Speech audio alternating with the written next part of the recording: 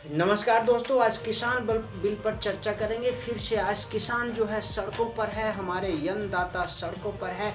इससे पूरे देश में गलत मैसेज जा रहा है। ये सरकार जो है किसान विरोधी है, ऐसा अन्य लोगों को कहना है। नमस्कार दोस्तों, आज किसान जो है अन्नदाता सड़कों पर उतर आए हैं। ये बहुत ही दुख की बात है।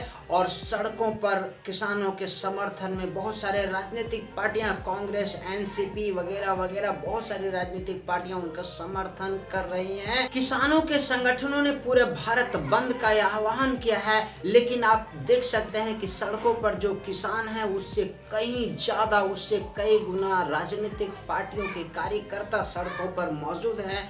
इससे ये पता चलता है कि यह जो बिल है अब राजनीतिक बन चुका है और यह जो है किसान के हित में लड़ाई लड़ी नहीं जा रही है, बल्कि अपनी राजनीतिक रोटी सेकने के लिए भी कुछ लोग राजनीति में आ गए हैं और सड़कों पर उतर के लड़ाई लड़ रहे हैं। अगर ये बिल गलत है तो किसानों के पक्ष में खड़े होना बिल्कुल जायज है। हम सभी भारतीयों को किसानों के पक्ष में खड़े होना चाहिए, क्योंकि भूखे पेट कोई भी काम नहीं हो सकता है। भूखे पेट जब व्यक्ति रहता है तो उसका शरीर काम नहीं करता है। इसलिए आइए हम सभी किसानों के पक्ष में खड़े होकर के किसानों के साथ लड़ाई लड़ें और बिल का विरोध करें। बशर्ते हमें ये भी जानना चाहिए कि यदि बिल में खामियां हैं तो उसका विरोध तो करें ही, लेकिन अगर खूबी है तो उसका समर्थन भी होना चाहिए। सिर्फ और सिर्फ राजनीति करते रहना ही हमारे देश का उद्धार का काम नहीं होगा। इस बिल के समर्थन में किसानों के साथ सड़क पर उतरने वालों में चंद्रशेखर रावण, कन्हैया कुमार, पप्पू यादव जैसे लोग भी कूद पड़े हैं। वो अपने आप को किसान सिद्ध करने के लिए सड़कों पर उतर आए हैं और किसान के समर्थन में खड़े हो गए हैं।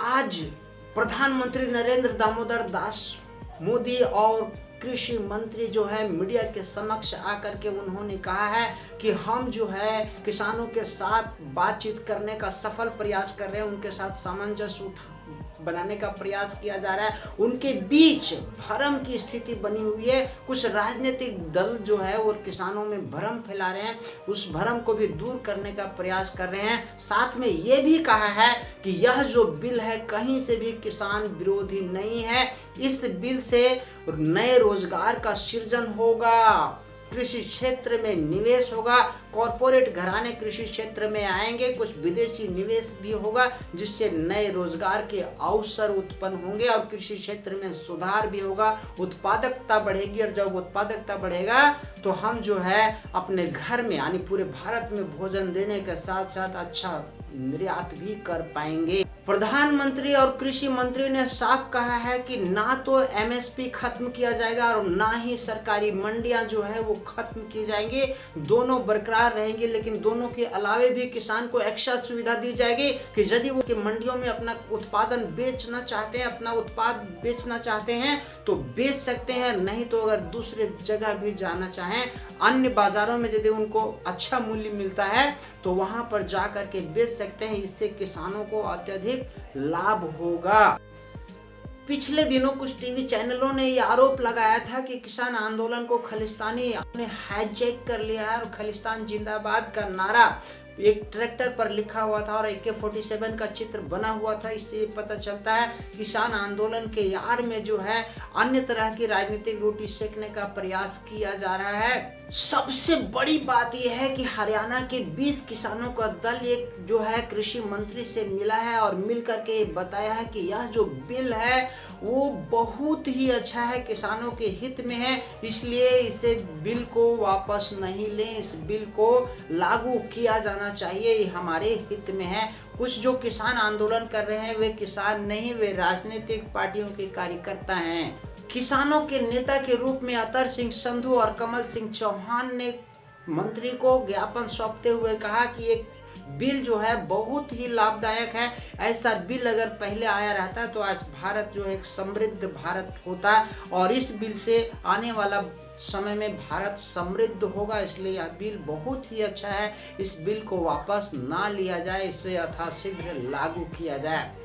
उधर आम आदमी पार्टी ने केंद्र सरकार और पुलिस पर निशाना साधते हुए कहा है कि केंद्र सरकार जो है वो केजरीवाल को नज़रबंद कर दिया गया है, क्योंकि केजरीवाल जो है किसानों के बीच जाकर के सभा करने वाले थे, उसके आंदोलन में शरीक होने वाले थे, भारत बंद में शरीक होने वाले थे, इसलिए उनको नज़रबंद कर दिया गया है। लेकिन केंद्र सरकार जो पल्ला झाड़ते हुए कहती है कि ये जो है अफवाह, झूठा अफवाह है, केजरीवाल को सिर्फ सुरक्षा मुहैया कराया गया है, कहीं भी उनको नज़रबंद नहीं किया गया है।